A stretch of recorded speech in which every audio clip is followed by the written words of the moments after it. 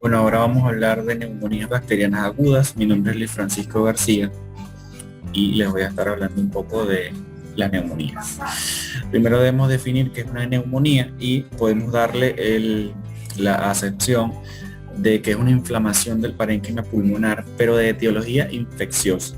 Puede ser de etiología viral, bacteriana, micótica o parasitaria, cualquiera de esas, pero siempre es una infección que conduce a una inflamación del parénquima pulmonar. En general esa infección o esa inflamación se produce por una infiltración que es exudativa y que a su vez es celular en los bronquiolos, en los alvéolos o en el intersticio, y eso dificulta el intercambio gaseoso en el parénquima pulmonar o en los alvéolos. Hay que diferenciar lo que es una bronconeumonía de una neumonía lobular, porque son muy parecidas, tienen cierta relación, pero no son lo mismo. Fíjense en la imagen que tenemos aquí a la izquierda, que es una bronconeumonía, y de este lado una neumonía lobular o una neumonía. ¿Cuál es la diferencia? Los focos inflamatorios. Fíjense que en la bronconeumonía tenemos un aspecto parchado, una inflamación parchada, que básicamente una inflamación en varios puntos, mientras que en la neumonía lobular, vemos un foco completo de consolidación pulmonar, lo que nos indica que la inflamación está presente en un bloque muy grande del parénquima pulmonar. En el caso de las bronconeumonías, esas consolidadas son inflamatorios agudos y supurativos, y en el caso de las neumonías lobulares, depende de la fase donde estemos, porque la neumonía lobular va a tener 4 fases: una fase de congestión, de hepatización roja, una fase de hepatización gris y una fase de resolución. Y esto de acuerdo a la fase de inflamación en la cual se encuentra el paciente. Entonces, ¿cuáles son las fases de la neumonía lobular? Congestión, hepatización roja, hepatización gris y resolución. En la congestión lo que vamos a ver macroscópicamente son lóbulos que son pesados, rojos y húmedos. ¿Qué significa esto a nivel microscópico? Que hay una congestión vascular con un líquido que es rico en proteínas, porque es un exudado rico en proteínas, y que además tiene neutrófilos, que como ya sabemos son los primeros que llegan a la respuesta inmune, pero esos neutrófilos están dispersos y hay abundantes bacterias en los alvéolos, es decir, no se ha instaurado la respuesta inflamatoria completamente. En la hepatización roja, que es la segunda fase, vamos a ver lóbulos pulmonares que tienen una consistencia y color similar al hígado, y por eso se llama hepatización roja.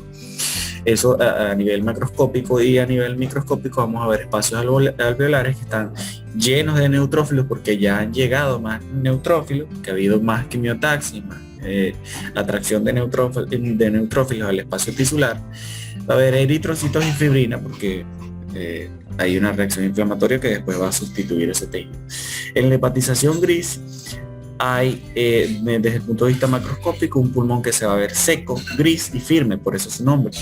Y el exudado en este caso va a ser fibrino supurativo, es decir, va a tener fibrina y va a tener pus, que van a estar dentro de los alvéolos, como ya sabemos. En la fase de resolución, como su nombre lo dice, ya han sido reabsorbidos todos los detritos celulares que hay en los alvéolos y han sido ingeridos por los macrófagos, o puede que sean expectorados, o puede que sean organizados por los fibroblastos después de la respuesta inflamatoria. Entonces la neumonía lobular va a tener 4 fases de respuesta inflamatoria, y en la bronconeumonía solo vamos a ver básicamente una sola fase, que es muy parecida a la congestión de la neumonía lobular. En este caso vemos las características microscópicas de pulmones que presentan una neumonía. Del lado izquierdo, fíjense que la imagen es un poquito diferente que el de la derecha, porque veo una zona que está mucho más blanquecina o gris del lado derecho. Fíjense que del lado izquierdo hay un aspecto parchado que nos indica que la neumonía es una bronconeumonía, porque está en un aspecto parchado, no hay un foco que sea uniforme de consolidación. En el lado derecho sí vemos un foco de consolidación que lo podemos dibujar aquí, y por tanto eso es una neumonía lobular. Esas serían las diferencias macroscópicas. Ahora, ¿cuáles son las características microscópicas? De la bronconeumonía solo tenemos una característica microscópica, es decir, una sola fase. En el caso de la neumonía lobular tenemos 4 fases. Entonces vamos a ver 4 distintas, digamos, imágenes de microscopía. la primera fase, que es la descongestión, en la neumonía lobular, vamos a ver un exudado masivo con abundantes neutrófilos, como ya habíamos hablado. Y, en la fase de hepatización roja, que es la segunda, vamos a empezar a ver una llegada de neutrófilos que es cada vez mayor, presencia de eritrocitos y fibrinas que llenan los espacios alveolares. Y esto tiene una característica, y es que es muy propio de la hepatización roja y a la vez es propio de la bronconeumonía.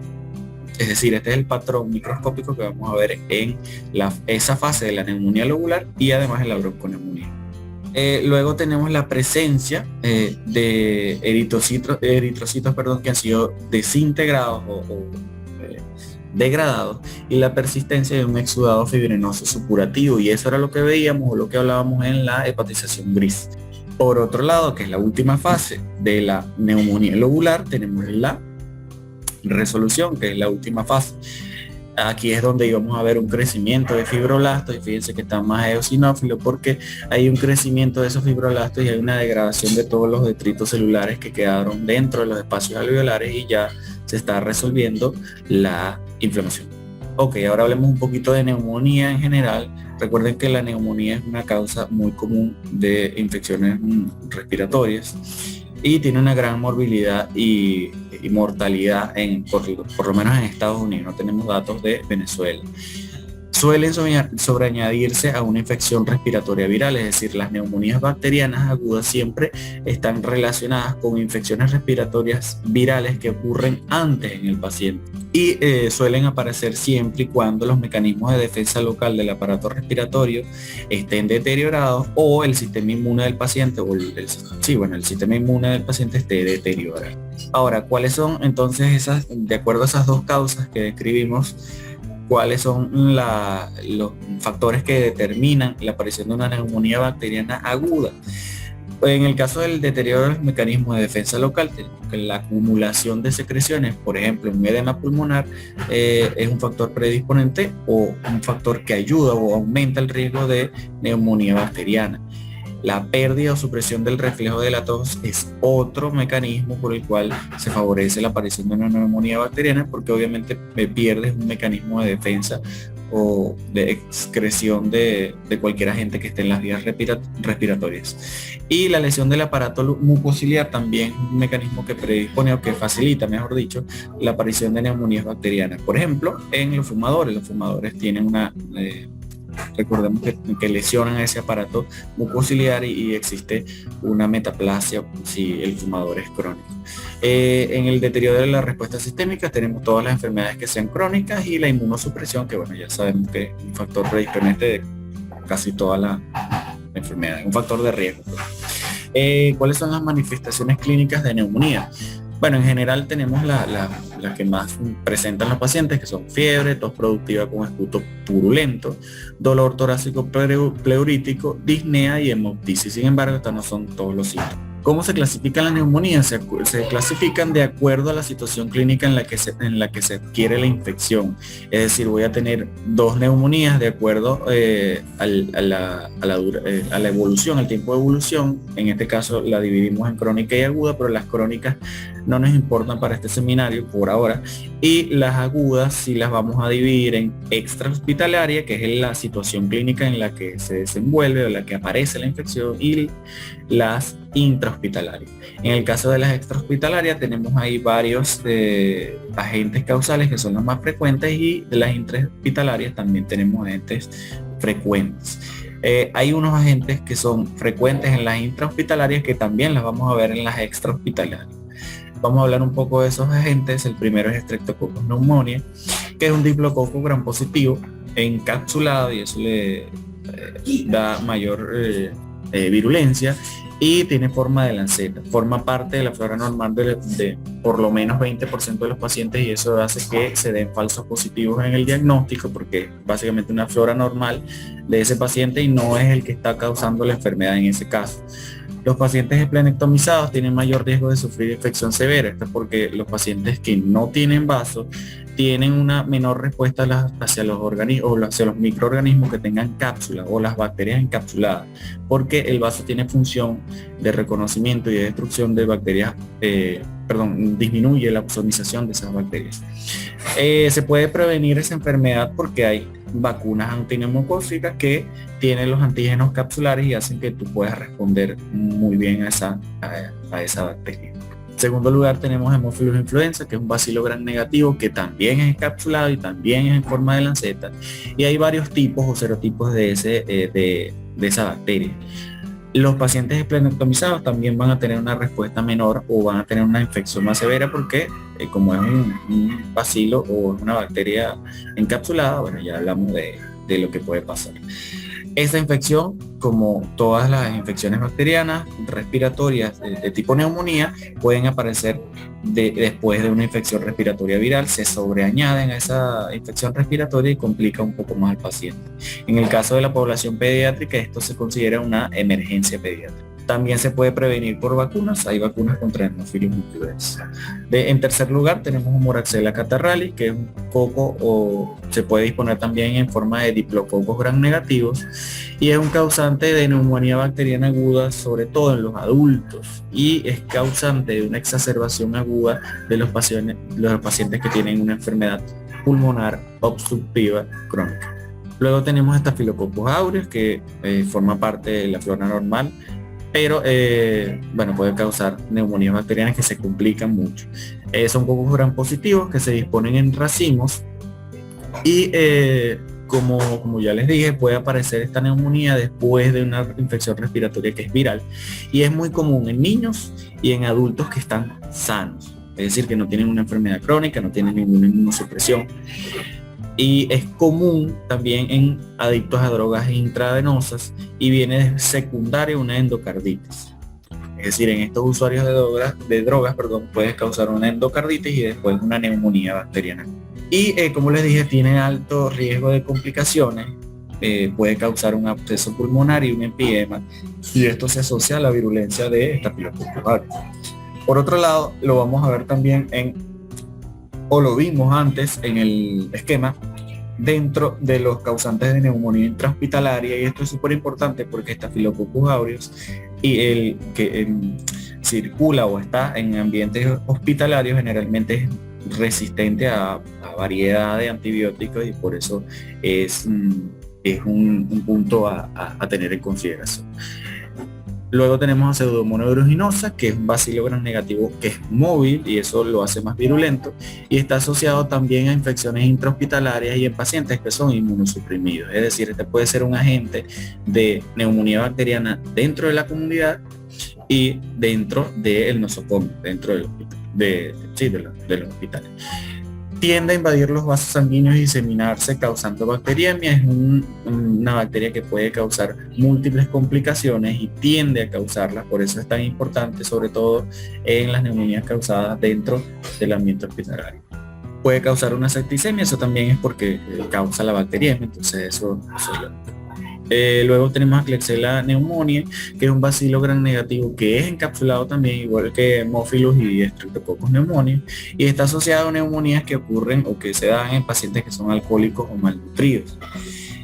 En este caso, los pacientes expectoran un esputo que es mucoide y eso es porque la bacteria tiene un polisacárido capsular que hace que los pacientes tengan esta característica en cuanto a las manifestaciones clínicas. Ahora, ¿cuáles son las complicaciones de una neumonía? Porque un paciente se puede complicar y puede morir. Porque hay destrucción y necrosis del tejido y eso conduce a un absceso pulmonar por acumulación de pus. Porque se disemina o sale del parénquima pulmonar y se disemina hacia la cavidad pleural y causa una reacción fibrinosa supurativa dentro de la pleura, en la cavidad pleural, y por tanto tenemos un empiema, o puede ser que se disemine hacia la sangre y eso produzca complicaciones en otros órganos. Por ejemplo, se puede ir hacia el cerebro o hacia el encéfalo en general, a las válvulas cardíacas, a los riñones, al pericardio, etcétera, etcétera. Si se va hacia el encéfalo puede causar una meningitis, si se va hacia el pericardio causa una pericarditis, si se va a los riñones podría causar un absceso renal, si se va hacia las válvulas cardíacas podría causar una endocarditis. Entonces las tres complicaciones clásicas de una neumonía bacteriana aguda son empiema, absceso pulmonar y diseminación bacteriémica. Aquí tenemos un caso clínico que que lo tenemos en la guía práctica de la cátedra, que nos dice a un paciente que tiene 5 días, paciente que 5 días antes de su ingreso presentó síntomas de fiebre acompañada de escalofríos, malestar general, vómito en 2 ocasiones y dolor torácico acentuado, dolor toser y anorexia. La temperatura era 39 grados Celsius, había sudoración y cianosis, la tensión arterial era de 120-80 milímetros de mercurio y la frecuencia respiratoria de 55 respiraciones por minuto. Se halló una nitidez basal y un soplo tubario. La rayos X mostró una opacidad basal en algunas zonas de los lóbulos superiores. No dice de qué pulmón. Ahora, esta es la imagen que vimos en la muestra de ese pulmón, y fíjense lo que nos dice el estudio macroscópico de ese pulmón después que la obtuvimos. Hay un aumento de tamaño y consistencia en el pulmón, hay una superficie pleural revestida por pseudomembranas con exudado de color gris amarillento y es friable. Al corte se ve parénquima pulmonar con superficie seca de cola gris y finamente granular. En el estudio microscópico, ¿qué es lo que vimos? Una superficie pleural revestida por una capa de fibrina y polimorfonucleares, alvéolos y conductos alveolares dilatados y llenos de exudado compuesto por mallas de fibrina. Note que en algunos sitios la fibrina se extiende de un alvéolo a otro por los poros de Kohn. Hay abundantes polimorfonucleares neutrófilos y esto era característico de alguna fase que vimos anteriormente de la neumonía lobular. Y observe que los capilares estén colapsados, hay escasos eritrocitos y todos los alvéolos están lesionados. En algunas zonas se ven alvéolos con líquidos de edema. En el intersticio vecino a la pleura, abundante pigmento negro y a eso se le llama antracosis. De acuerdo a la descripción microscópica que nos dieron, entonces podemos diagnosticar esto, o el diagnóstico era una neumonía lobar en fase de hepatización gris, porque si ustedes recuerdan, había una gran cantidad de polimorfonucleares en esa fase de la neumonía lobular. Audio Jungle.